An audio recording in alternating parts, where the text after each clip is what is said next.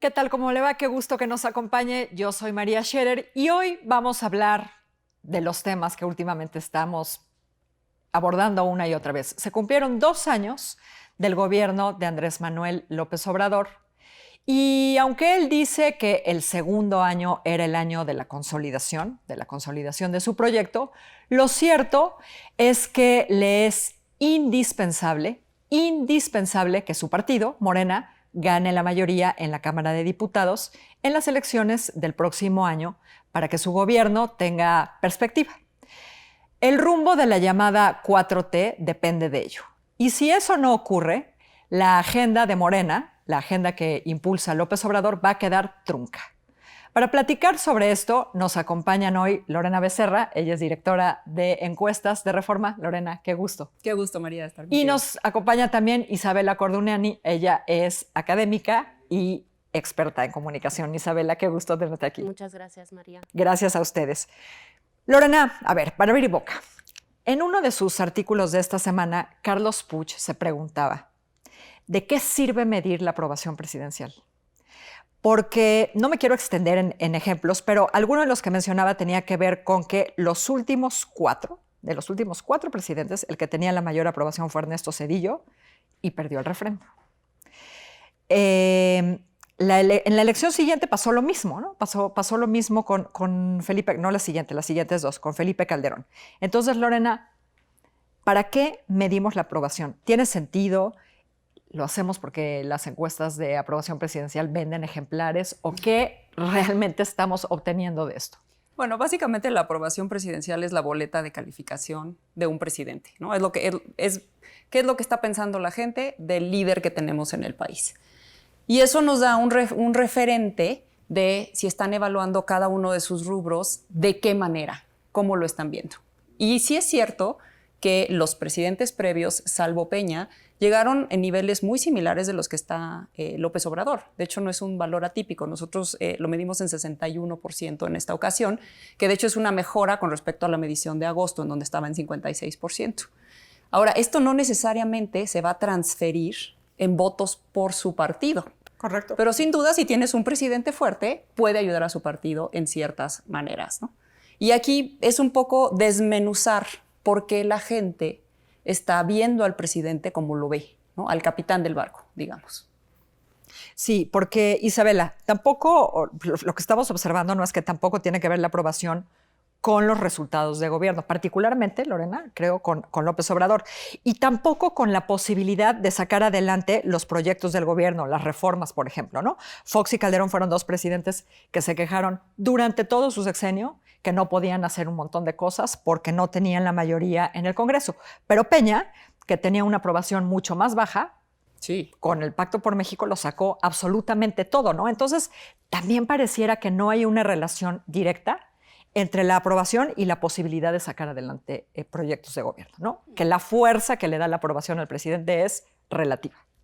Sí, de hecho es una de mis observaciones y bueno, para abrir un poco en el debate, fijarnos solo en la pregunta qué tanto aprueba o desaprueba el trabajo o el desempeño del presidente es una aproximación como muy general y en general los mexicanos tienen mucha indulgencia. O sea, son buena onda.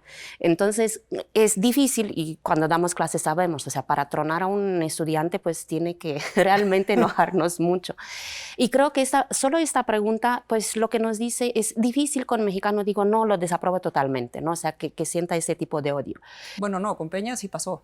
Y lo Con desaprobaron Peña pasó, totalmente. pero ahora lo veces. que tenemos con López Obrador es, por un lado, la gente dice todavía le vamos a dar chance. O sea, en la investigación cualitativa que hicimos en campo, lo que la gente te dice en los grupos focales es, apenas lleva 2 años, vamos a darle chance, todavía le dejaron un tiradero, o sea, se compraron esa parte del discurso. Por otro lado, es útil ver, además de la aprobación en general a la persona, ver qué opina la gente de varios rubros. Y, por ejemplo, la última encuesta del Financiero de Alejandro Moreno, él está midiendo ahí varios rubros de qué tan bien lo ha hecho en economía, en educación, en corrupción, en los feminicidios. Y si vemos esos porcentajes, son realmente volteados con el 64% de aprobación que tiene el presidente. Entonces, es una aparente contradicción, porque cuando a la gente le preguntas ¿qué piensas del trabajo en economía? Pues es casi 50% lo está desaprobando, ¿no? Pero cuando le dices si lo apruebas, en general a él como persona 64% dice que sí lo aprueba.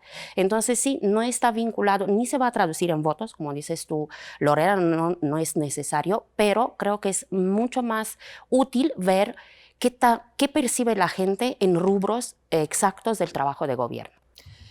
Dice Lorena Isabela, utilizó la palabra indulgencia.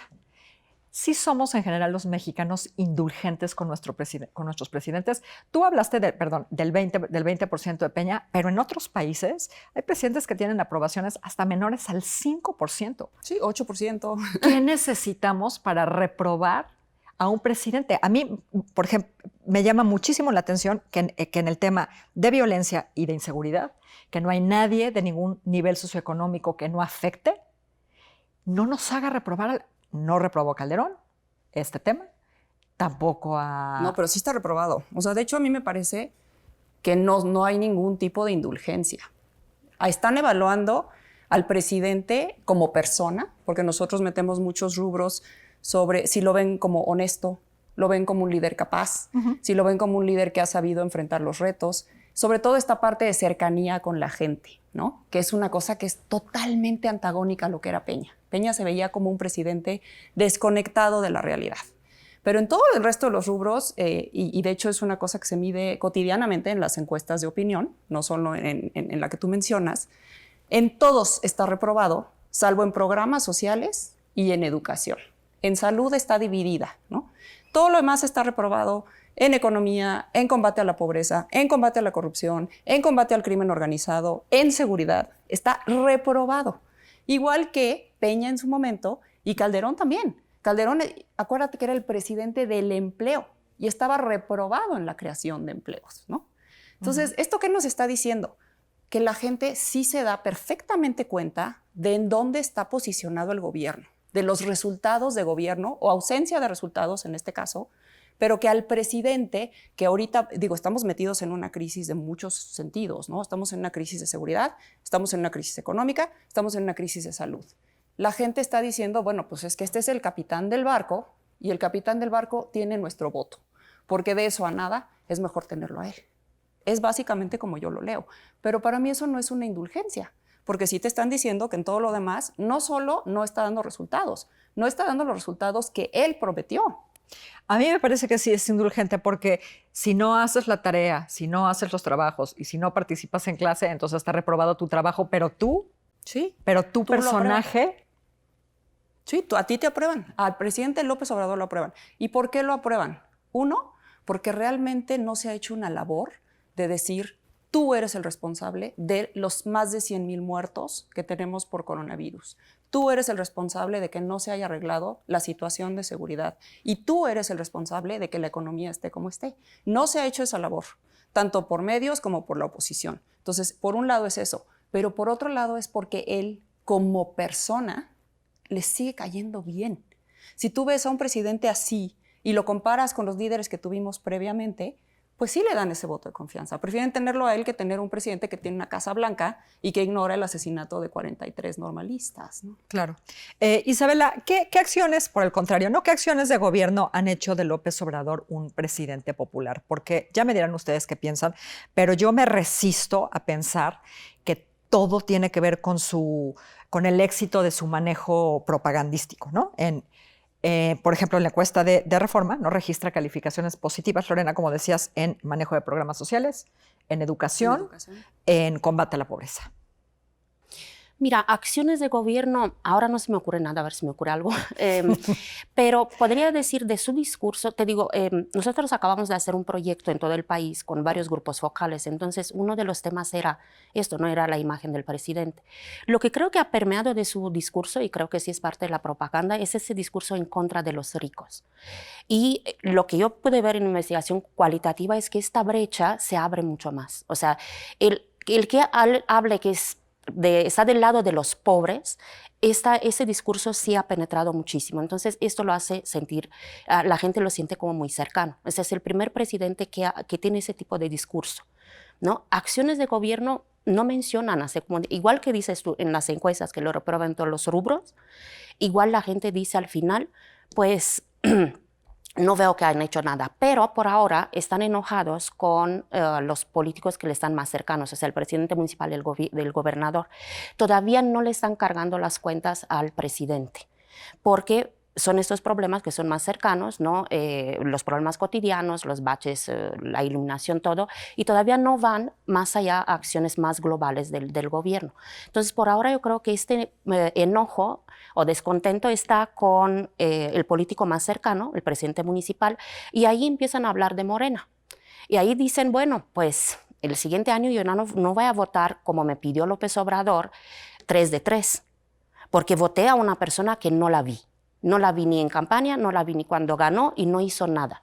Entonces creo que ahí se empieza a abrir una brecha porque la gente, si bien mantiene esta imagen positiva del líder, empieza a ser crítico con los representantes de Morena que deberían haber trabajado en estos 2 años y medio y dicen no han visto nada. Bueno, es que eso no es exclusivo de Morena, o sea, eso en general tiende a ser lo que sucede con las autoridades locales. De hecho, los presidentes municipales son de las figuras peor evaluadas en la historia de México. Sí, porque ¿no? el presidente está ya en la estratosfera, ¿no? Exacto. Por más que sea un presidente cercano como López Obrador es percibido, ¿no? Está... Sí, lo que pasa es que aquí lo que vamos a ver en el 2021, que sí es importante, que a pesar de que López Obrador está bien evaluado y digamos que tiene estos niveles de popularidad en su persona sobre todo, y sí también en su discurso, no necesariamente Morena. De entrada, Morena nunca ha sido tan fuerte como el presidente. Morena no obtuvo el mismo nivel de voto en sus diputados que obtuvo el presidente, 15 puntos menos en 2018. Y de ahí para entonces, a Morena le ha ido muy mal en las elecciones subsecuentes, en 2019 y este año. Y además, Morena ya es gobierno. Y Morena ha tenido muy malos gobiernos a nivel local. Tanto los alcaldes, como tú mencionas, como muchos gobernadores. Muchos gobernadores. Entonces, ahorita lo que vamos a ver en el 2021 es, como es una elección local, porque realmente es una elección netamente local, y el presidente no ha logrado meterse en la boleta, que es lo único que le podría beneficiar, pues entonces Morena sí se las va a ver difícil, porque pues ya tiene que enfrentarse a esta oposición, en donde tienes partidos que tienen, digamos que trincheras fuertes a nivel local, como el PRI, el PAN, en algunos casos el PRD, ¿no? Entonces lo que vamos a ver en 2021 es muy diferente a lo que vimos en 2018.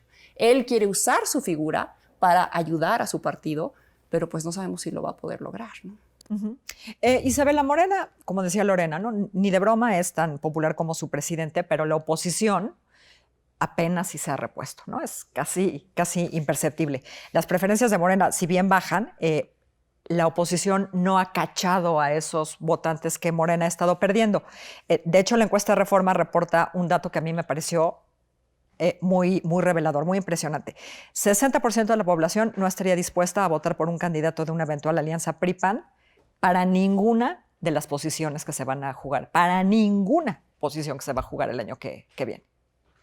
Es un desgaste que hemos venido viendo, que es el desgaste de los partidos políticos. O sea, la gente tuvo con Peña Nieto, tanto enojo con el PRI, y este enojo está perdurando, porque lo que te dicen, híjole, o sea, Morena no me convence, pero no voy a votar por el PRI. O sea, mucha gente votó Morena para no votar por PRI, ha sido un voto negativo. Entonces, yo también, se va a poner interesante en el próximo año, en 2021, porque ¿qué va a prevalecer? ¿Este resentimiento que tienen con el PRI y el PAN?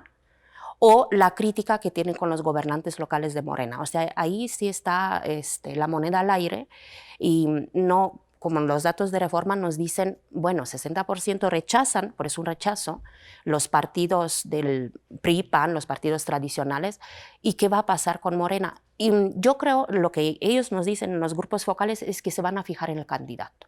O sea, es como un votante cada vez, o esto dicen por ahora, ¿no? Cada vez más crítico y dicen, yo no voy a ver el partido, no me interesa.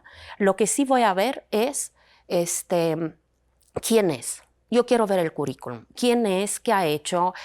¿Por qué se está postulando? Eso sería interesante porque entonces tenemos un votante mucho más crítico de lo que creemos que es.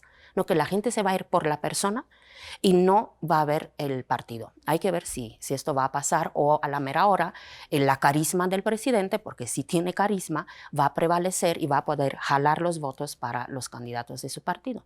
Yo creo que es un escenario interesante, o sea, esa es la gran novedad que nos pone el gobierno de López Obrador.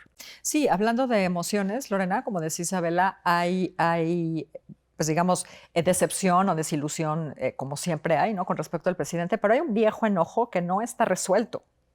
Ahora, sí, pero... El caso es que Morena dobla a sus adversarios, lo dobla.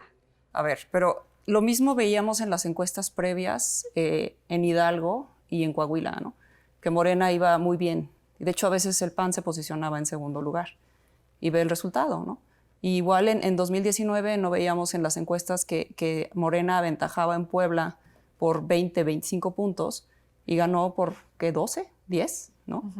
Entonces, el tema es que la gente siempre se fija en los candidatos, siempre. Eso es lo que va a importar, porque ahorita lo que le estás dando es una boleta con un partido.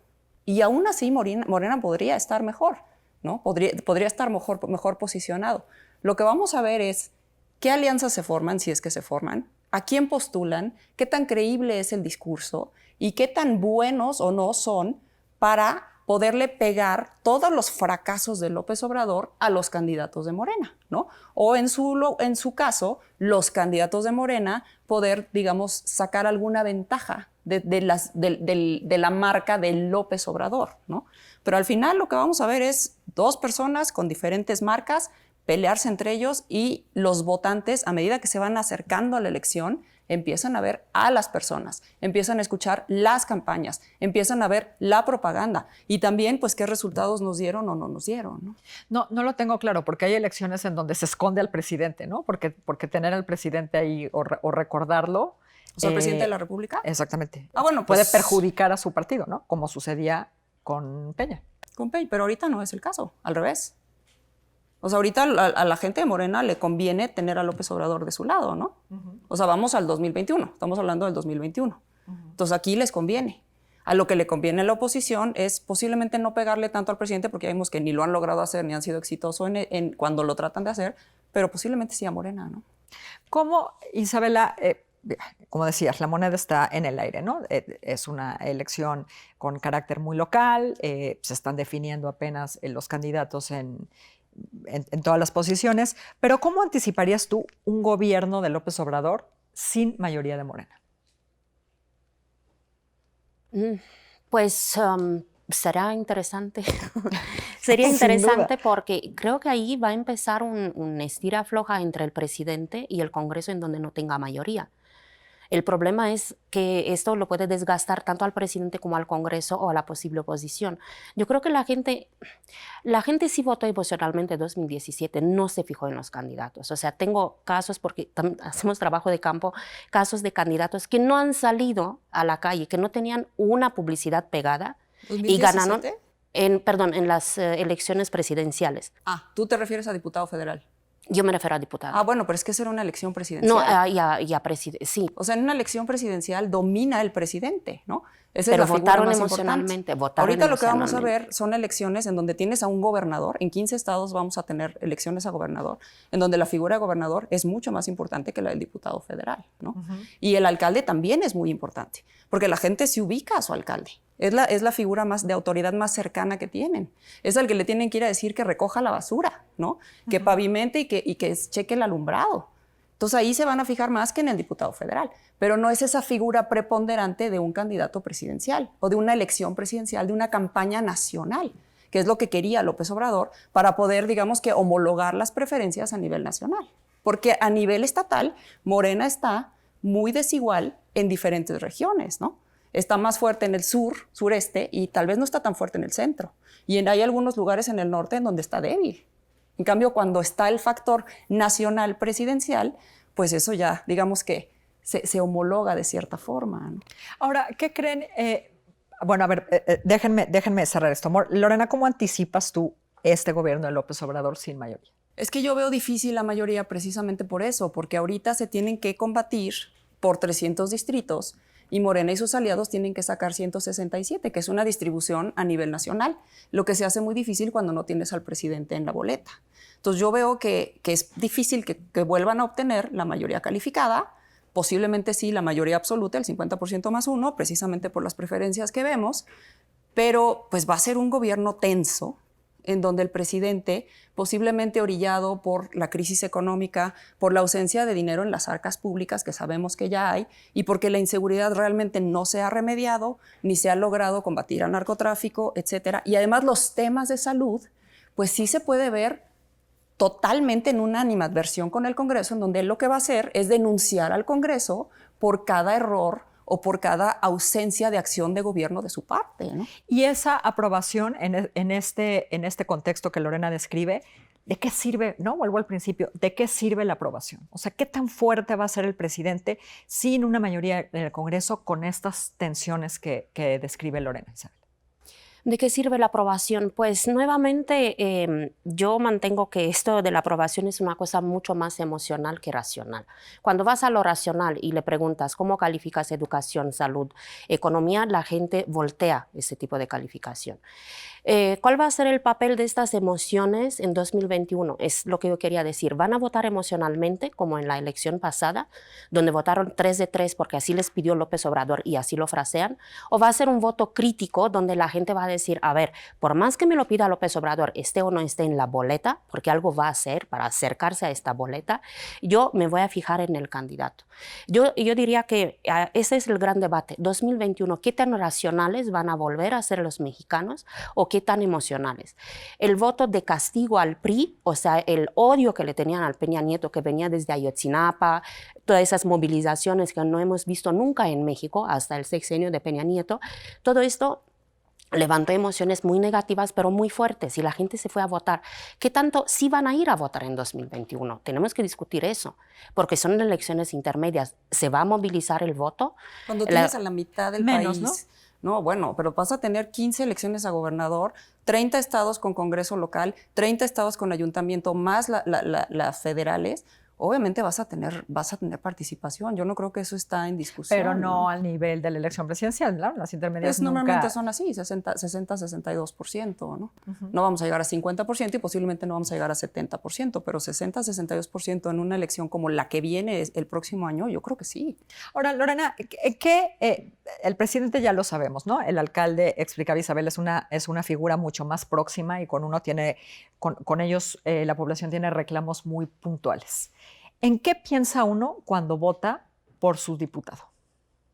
Pues ahí sí depende mucho de qué tan exitoso sea el presidente en transferir o en comunicarle a la gente que necesita al Congreso, ¿no? Un voto por el diputado es un voto por mí, ¿no? Básicamente, ahí sí digamos que se diluye la cara de la gente, de los candidatos. Se vuelve más el presidente, el apoyo al presidente, a las reglas del presidente o no. Yo lo que creo, o mi argumento es que como vamos a tener estas elecciones locales, las figuras del gobierno, de los gobernadores, también van a interceder ahí, ¿no? Y aquí sí, yo creo que o sea, los votantes Pero sigue pesando más la figura del presidente en esta decisión que la del gobernador, ¿o no necesariamente? No necesariamente. Hemos visto elecciones en donde es más importante la figura del gobernador y el presidente queda diluido, ¿no? Entonces, también va a depender de qué tan dura esté la contienda local, qué tan buenas sean las campañas, qué tan competida esté, ¿no? Yo creo que, por ejemplo, en un estado como Nuevo León, pues no van a estar pensando en el presidente. Van a ir a una lucha muy difícil. En Guerrero posiblemente sí, va a pesar más el presidente. Está más fácil el escenario para Morena, ¿no? O posiblemente en Tlaxcala, ¿no? O en Zacatecas, ¿no? En donde está ya más pintado del color del presidente, ¿no? Pero yo creo que aquí, o sea, estamos lidiando con un electorado que cada vez es más sofisticado. Hay una parte del electorado que es emocional, pero sin duda hay una parte que es racional. No podemos decir que todo el electorado vota con emociones. Los votantes son un mosaico de muchas cosas. Hay gente más informada, hay gente más politizada, hay gente que lee ciertos medios, gente que lee otros, ¿no? Hay gente más participativa y todo eso se va a conjuntar el año que entra. Y aquí lo que estamos viendo es, bueno, lo que tenemos que ver es qué tan exitosa va a ser. Uno, la oposición en poder poner un costo a Morena, decir, un voto por Morena representa toda esta negatividad, o no, ¿no? O qué tan exitoso va a ser López Obrador en decir, Si votas por Morena, estás ayudándome a mí, ¿no? Pero si de salida, Isabela, como decíamos al principio, el 60% de las personas dice yo no voy a votar por alguien que represente la alianza PRI-PAN. Por eso digo yo, o sea, tenemos que hablar un poco del desencanto, y eso no lo tenemos medido para nada. O sea, ¿qué tanto va a avanzar ese desencanto? Del viejo desencanto. Del viejo y del nuevo, o sea, ¿qué va a pesar más? El desencanto del PRI-PAN, o sea, esta memoria de, a ver, el PRI no, el PAN no, o el nuevo desencanto que tienen con los gobiernos locales, ¿no? Que pues muchos son de Morena, o el desencanto que se empieza a sentir, por ejemplo, en la parte de salud pública con el presidente, que sí supo guardar su distancia, ¿no? Empujó a López-Gatell, una conferencia por separado, López-Gatell, para que no me carguen a mi cuenta los casos de COVID, etcétera. Ahí tenemos dos desencantos, el desencanto histórico, digamos, viejo, que sabe mantenerlo López Obrador con sus discursos, ojo, porque esto sí, o sea, a nivel discursivo en las mañaneras, sí, por eso estaré metiendo para mantener el fuego. O el desencanto que la gente empieza a ver, o sea, lo que decía, empiezan a ser críticos y empiezan a ver, yo voté porque me pidió el presidente votar por Morena y este diputado, este presidente municipal no hizo nada.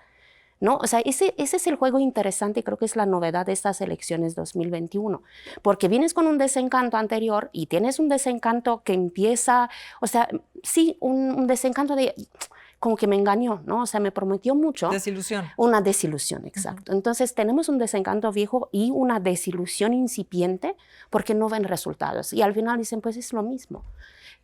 Lorena, tomando en cuenta este dato, ¿no? Del 60% que no votaría por un candidato de esta línea, ¿qué no están viendo los partidos de oposición que están empeñados en construir esta alianza? Lo que pasa es que esto es a nivel nacional. Es lo mismo que comentaba hace rato. O sea, tienes 42% de intención de voto por Morena a nivel nacional. Pero ya cuando empiezas a ir estado por estado, por eso hablaba de las regiones, porque hay lugares en donde Morena tendrá 14, 15% de intención de voto, ahí donde está empatado con el PRI, ahí donde está empatado con el PAN. Entonces, este 30% te dicen, pues no, ¿por qué? Porque además se tienen que imaginar un candidato con una alianza PRI-PAN, en donde además también publicamos 40% de la población te dice que nunca votaría por el PRI, ¿no? Entonces, es como esa contaminación que le estás pidiendo a la persona que en ese momento haga ese acto de imaginárselo.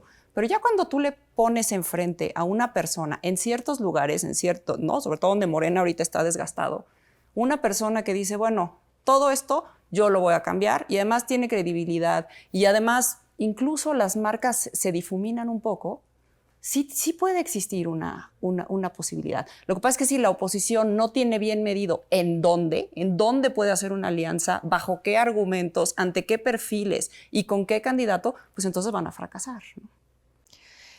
La organización de los partidos, Isabela, es muy paradójico, ¿no? Porque lo que nos explican los expertos, por un lado, es los partidos cuentan cada vez menos, ¿no? Importan más los candidatos, importan más los personajes, sus personalidades, que los partidos. Sin embargo, la organización de los partidos es central, ¿no? ¿Cómo ves a Morena y cómo ves a la oposición en este momento, ¿no? Morena está hecha pedazos. Y la oposición avanza en algunos estados, ¿no? con estas alianzas, pero en otros incluso retrocede. Pienso en Nuevo León, por ejemplo, ¿no? De lo que se anunció que iba a pasar y luego acabó no poniéndose de acuerdo absolutamente nadie. Pues sí, o sea, estoy de acuerdo aquí con Lorena, por estados también es diferente. Lo que yo podría decir, esa alianza PRI-PAN solo le está dando razón a López Obrador cuando hable del PRIAN. Entonces tienen que tener mucho cuidado porque realmente dicen, pues sí, es el PRIAN, ¿no? Y la gente así lo dice. Entonces, tiene razón López Obrador, si es el PRIAN, si es la mafia del poder, etcétera, ¿no? Ese estereotipo que permanece. Yo creo que la gente se empieza a alejar de estos partidos, o sea, y de la oposición también, porque están tanta crítica, tanta negatividad que la gente dice, ¿sabes qué? No quiero. Es como en una casa cuando tus papás se están peleando todo el tiempo y dices, ¿sabes una cosa? Me voy. O sea, no puedo aguantar. La gente tiene esa desilusión de la política donde se están dando y se están criticando.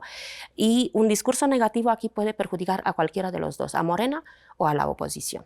Entonces la oposición no sabe aglutinar emociones positivas para que la gente diga, finalmente ya no estoy viendo una pelea, ya dejen de pelear. Es lo que he percibido, digamos, del trabajo de campo, un hartazgo de ya no quiero saber nada de política, ya no quiero que ni Morena critique al PRIAN, ni PRIAN, PRD critiquen a Morena, ya. Por eso dicen, me voy a fijar en el candidato.